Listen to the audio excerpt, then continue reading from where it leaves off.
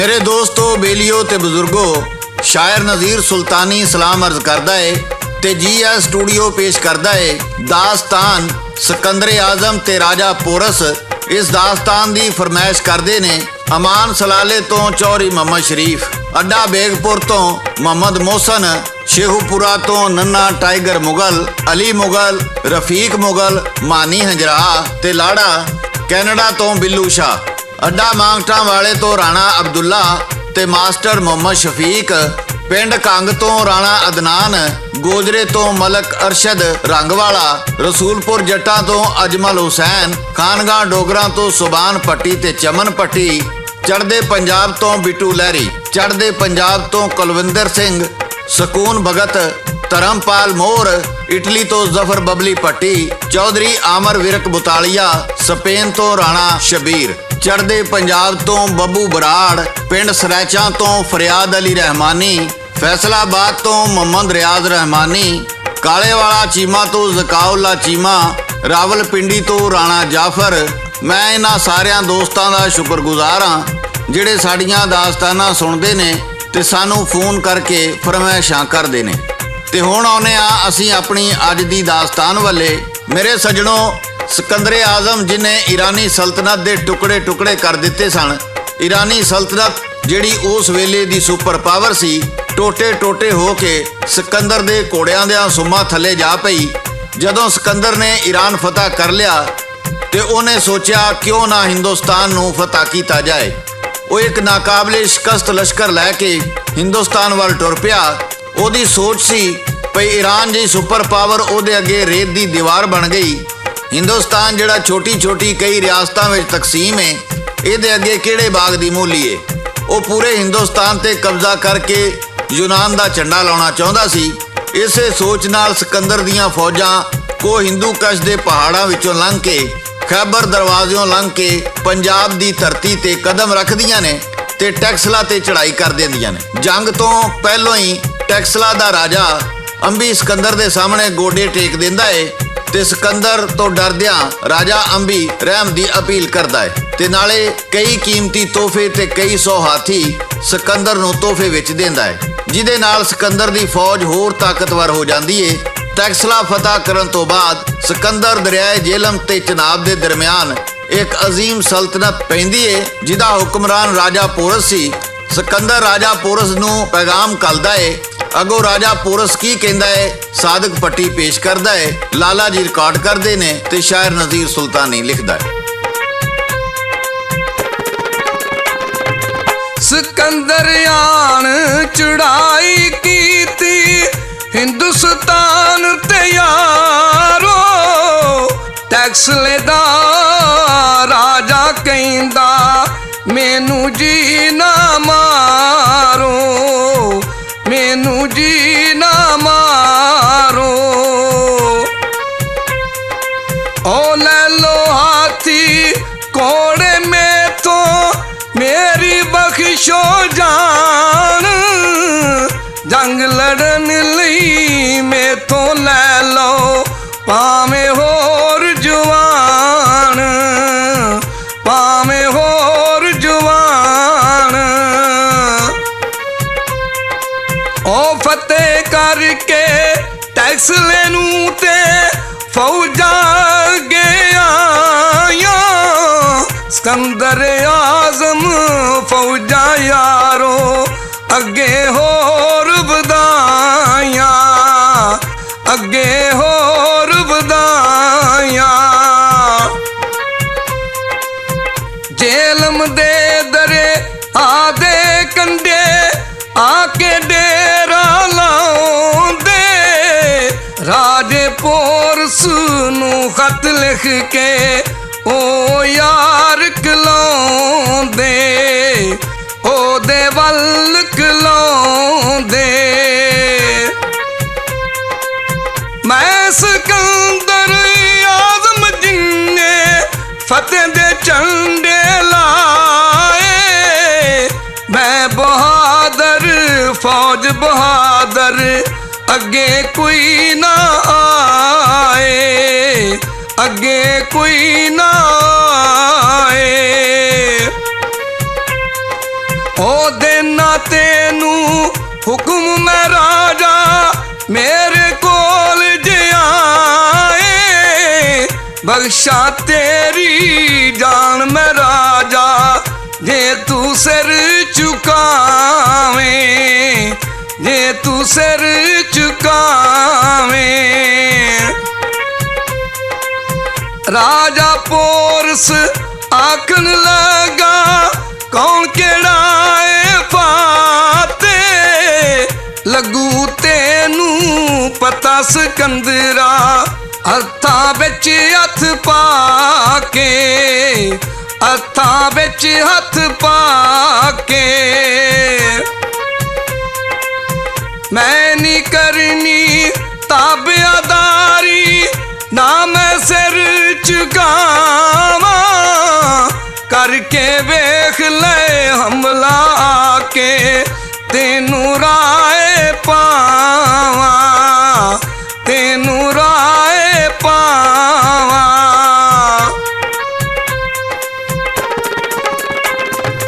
मेरे सजणों ਕਿਹਾ ਜਾਂਦਾ ਹੈ ਭਈ ਰਾਜਾ ਪੋਰਸ ਦਾ ਤਾਲੁਕ ਗੁੱਜਰ ਕੌਮ ਨਾਲ ਸੀ, ਪਰ ਆਰੀਆਨ ਕਹਿੰਦਾ ਹੈ ਪੋਰਸ ਦਾ ਤਾਲੁਕ ਜੱਟ ਖਾਨਦਾਨ ਨਾਲ ਸੀ। ਉਹ ਕਹਿੰਦਾ ਹੈ ਉਹ ਇੱਕ ਬਹਾਦਰ ਜੱਟ ਸੀ, ਸਿਕੰਦਰ ਦਾ ਮੁਕਾਬਲਾ ਜੱਟਾਂ ਨਾਲ ਹੀ ਹੋਇਆ ਸੀ। ਪਰ ਕੁਝ ਤਾਰੀਖਦਾਨਾਂ ਦਾ ਖਿਆਲ ਇਹ ਵੇ ਭਈ ਰਾਜਾ ਪੋਰਸ ਦਾ ਤਾਲੁਕ ਹਿੰਦੁਸਤਾਨ ਦੇ ਇੱਕ ਕਬੀਲੇ ਪੋਰਾ ਨਾਲ ਸੀ। ਬਹਰਹਾਲ ਕੁਝ ਵੀ ਹੋਵੇ, ਰਾਜਾ ਪੋਰਸ ਇੱਕ ਬਹਾਦਰ ਆਦਮੀ ਸੀ ਜਿਨੇ ਸਿਕੰਦਰ ਨੂੰ ਉਹਦੇ ਖੱਤ ਦਾ ਮੂੰਹ ਤੋੜ ਜਵਾਬ ਦਿੱਤਾ। ਇਹ ਜਵਾਬ ਸੁਣ ਕੇ ਸਿਕੰਦਰ ਗੁੱਸੇ ਵਿੱਚ ਆ ਗਿਆ। ਸਿਕੰਦਰ ਆਪਣੀਆਂ ਫੌਜਾਂ ਲੈ ਕੇ ਪੋਰਸ ਨੂੰ ਮਜ਼ਾ ਚਖਾਵਣ ਟੁਰ ਪੈਂਦਾ ਹੈ। ਅੱਗੇ ਕੀ ਹੁੰਦਾ ਹੈ ਸਾਦਿਕ ਭੱਟੀ ਪੇਸ਼ ਕਰਦਾ। ਰਾਜਾ ਪੋਰਸ ਇੱਕ ਬਹਾਦਰ ਨਾ ਕਿਸੇ ਤੋਂ ਡਰਦਾ, ਬਣ ਗੁਲਾਮ ਸਿਕੰਦਰ ਜੇ ਦਾ ਨਹੀਂ ਸੀ ਪਾਣੀ ਭਰਦਾ, ਨਹੀਂ ਸੀ ਪਾਣੀ ਭਰਦਾ। सिकंदर ने जो खत सिखलाया राजे पोरस ताई, लिखिया पोरस खत सी ओनू ओ ते लिखदा नाई, ओ ते लिखदा नाई।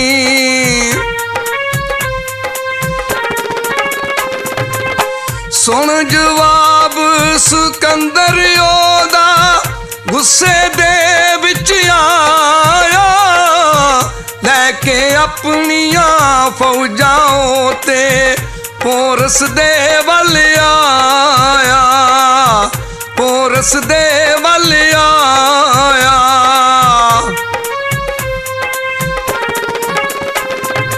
ओ पोरस डकियां फौजां ओदियां जेलम तो ही पार करन वास्ते जंग ओदे नाल होए ओ तैयार, होए ओ तैयार।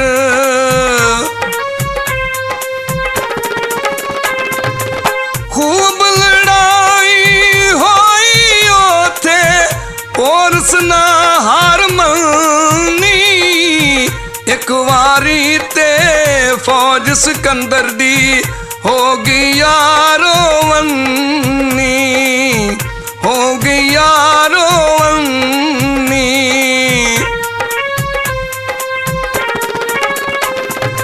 ओ मारे फौजी पोरस ने जी टप्पे ना बन्नी, इंज पे गलियों ना दे जिवें यारो सन्नी, जिवें यारो सन्नी।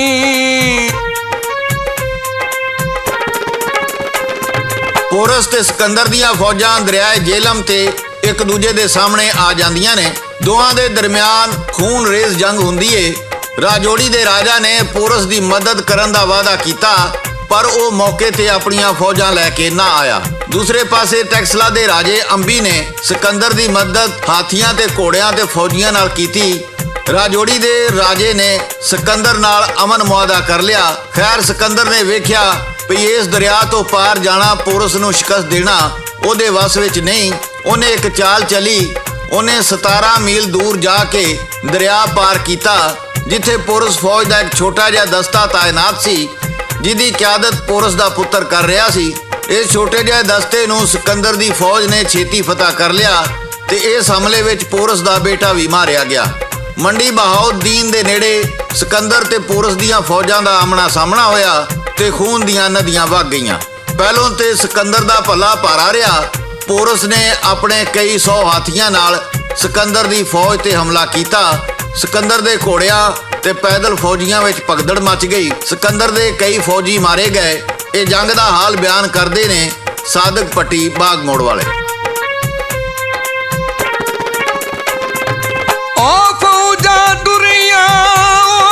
ਜਿਸ ਦਮ ਹਾਥੀ ਘੋੜਿਆਂ ਨਾਲ ਯਾਰ ਸਿਕੰਦਰ ਨਾਲ ਗਰੂਰ ਦੇ ਤੁਰਦਾ ਅਥਰੀ ਚਾਲ, ਤੁਰਦਾ ਅਥਰੀ ਚਾਲ। ਉਹ ਪੋਰਸ ਨੇ ਬਈ ਯਾਰ ਸਿਪਾਹੀ ਸਾਰੇ ਇਕੱਠੇ ਕੀਤੇ, ਘੋੜੇ ਹੋਏ ਤਿਆਰ ਜੀ ਸਾਰੇ, ਪਾਣੀਓ ਨਾ ਪੀਤੇ, ਪਾਣੀਓ ਨਾ ਪੀਤੇ।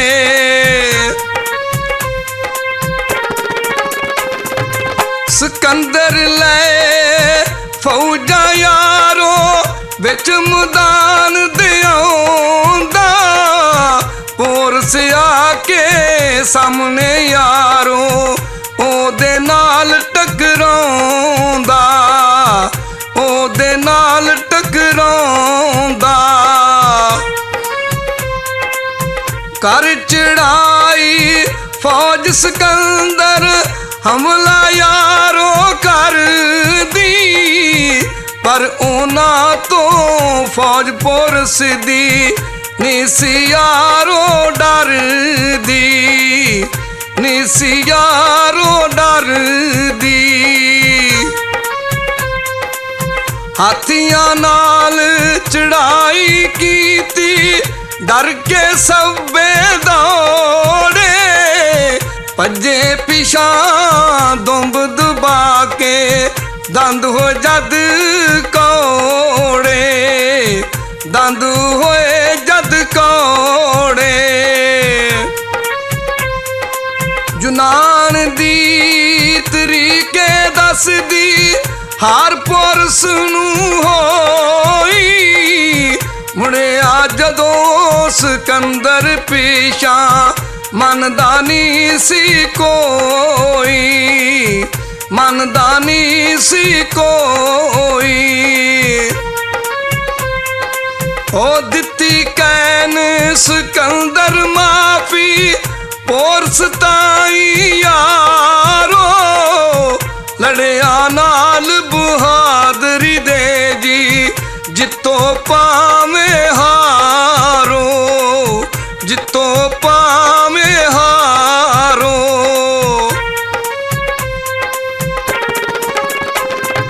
ਮੇਰੇ ਸੱਜਣੋ, ਬੇਲੀਓ ਤੇ ਬਜ਼ੁਰਗੋ, ਕਹਿੰਦੇ ਨੇ ਇਸ ਜੰਗ ਵਿੱਚ ਪੋਰਸ ਨੂੰ ਸ਼ਿਕਸਤ ਹੋਈ, ਪਰ ਸਿਕੰਦਰ ਨੇ ਪੋਰਸ ਦੀ ਬਹਾਦਰੀ ਤੋਂ ਮੁਤਾਸਰ ਹੋ ਕੇ ਉਹਨੂੰ ਮਾਫ ਕਰ ਦਿੱਤਾ ਤੇ ਉਹਦੇ ਇਲਾਕੇ ਵੀ ਉਹਨੂੰ ਵਾਪਸ ਕਰ ਦਿੱਤੇ। ਪਰ ਇੱਥੇ ਸਵਾਲ ਇਹ ਪੈਦਾ ਹੁੰਦਾ ਏ, ਜੇ ਸਿਕੰਦਰ ਹਿੰਦੁਸਤਾਨ ਫਤਹ ਕਰਨ ਆਇਆ ਸੀ ਤੇ ਉਹਨੇ ਪੋਰਸ ਦੀ ਸਲਤਨਤ ਫਤਹ ਕਰਕੇ ਵਾਪਸ ਕਿਉਂ ਕੀਤੀ, ਤੇ ਨਾਲੇ ਉਹ ਹਿੰਦੁਸਤਾਨ ਫਤਹ ਕਰਨ ਤੋਂ ਬਗੈਰ ਹੀ ਵਾਪਸ ਕਿਉਂ ਚਲਾ ਗਿਆ। ਕੁਝ ਤਾਰੀਖਦਾਨਾਂ ਦਾ ਖਿਆਲ ਏ ਭਈ ਇਹ ਤਾਰੀਖ ਯੂਨਾਨੀਆਂ ਨੇ ਲਿਖੀ। ਉਹਨਾਂ ਨੇ ਸਿਕੰਦਰ ਦੀ ਇੱਜ਼ਤ ਬਚਾਉਣ ਖਾਤਰ ਸਿਕੰਦਰ ਨੂੰ ਫਾਤਿਹ ਕਰਾਰ ਦਿੱਤਾ। ਖੈਰ ਹਕੀਕਤ ਕੁਝ ਵੀ ਹੋਵੇ, ਪਰ ਇਹ ਹਕੀਕਤ ਹੈ ਕਿ ਰਾਜਾ ਪੋਰਸ ਨੇ ਸਿਕੰਦਰ ਨਾਲ ਮੁਕਾਬਲਾ ਕਰਕੇ ਬਹਾਦਰੀ ਦੀ ਮਿਸਾਲ ਕਾਇਮ ਕਰ ਦਿੱਤੀ, ਪਰ ਉਹਨੇ ਦੂਸਰੇ ਰਾਜਿਆਂ ਵਾਂਗੂ ਆਪਣਾ ਸਿਰ ਨੀਵਾਂ ਨਹੀਂ ਕੀਤਾ। ਮੇਰੇ ਸੱਜਣੋ, ਇਹ ਸੀ ਸਾਡੀ ਅੱਜ ਦੀ ਕਹਾਣੀ। ਤੁਹਾਨੂੰ ਕਿਵੇਂ ਦੀ ਲੱਗੀ ਆਪਣੇ ਕਮੈਂਟਸ ਵਿੱਚ ਜ਼ਰੂਰ ਦੱਸਣਾ। ਇਹਦੇ ਨਾਲ ਹੀ GS ਸਟੂਡੀਓ ਵੱਲੋਂ ਸ਼ਾਇਰ ਨਜ਼ੀਰ ਸੁਲਤਾਨੀ, ਰਿਕਾਰਡਿਸਟ ਲਾਲਾ ਜੀ ਤੇ ਲੋਕ ਦਾਸਤਾਨਾਂ ਦੇ ਬਾਦਸ਼ਾਹ ਸਾਦਕ ਪੱਟੀ ਬਾਗ ਮੋੜ ਵਾਲੇ ਨੂੰ ਇਜਾਜ਼ਤ ਦਿਓ। ਅਸੀਂ ਫੇਰ ਕਿਸੇ ਨਵੀਂ ਦਾਸਤਾਨ ਨਾਲ ਦੁਬਾਰਾ ਹਾਜ਼ਰ ਹੋਵਾਂਗੇ। ਉਦੋਂ ਤੱਕ ਰੱਬ ਰਾਖਾ, ਰੱਬ ਰਾਖਾ, ਰੱਬ ਰਾਖਾ।